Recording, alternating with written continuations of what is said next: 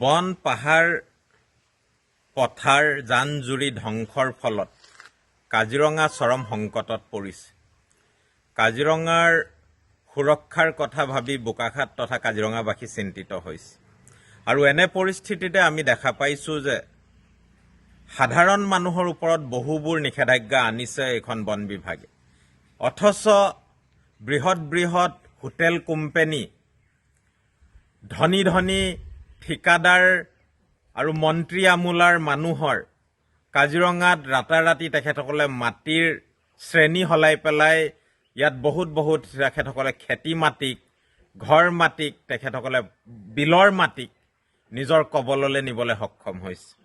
আৰু এনে পৰিস্থিতিতে এতিয়া দেখা পাইছোঁ যে গছ গছনি কেইবাশও গছ কাটি পেলাই আমাৰ হাতীপাথৰ যোৱা ৰাস্তাটোত কহৰাৰ মাজেদি আৰু য'ত চৰাই চিৰিকুটিৰ পৰা ধৰি বন্য জীৱকুলৰ বিচৰণৰ ভূমি, তাত এতিয়া ব্যাগুম তেখেতসকলে অতিথিশালা গঢ়িবলৈ লৈছে।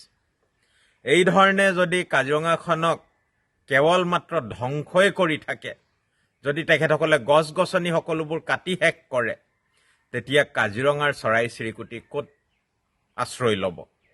সেইকাৰণে আমি দাবী কৰিছোঁ কাজিৰঙাৰ প্ৰশাসনে তৎপৰতাৰে চকু দিব লাগে।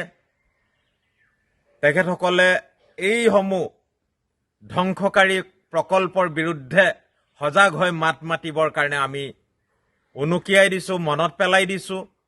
যদি তেখেতসকলে এই ধৰণৰ কাম, জনগণক ধ্বংস কৰা কামসমূহ কৰি থাকে, তেনে তাৰ বিৰুদ্ধে কিন্তু কাজিৰঙাবাসী ইতিমধ্যে সৰব হৈছে।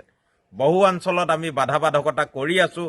সকলোবোৰ আমাৰ দাবী মানি ল'বৰ কাৰণে কাজিৰঙাৰ বন বিভাগ তথা অসম চৰকাৰক আমি অৱগত কৰি দিছোঁ যে তেখেতসকলে এইসমূহ বন ধ্বংসৰ কাৰুকাৰ্য বন্ধ কৰিব লাগে।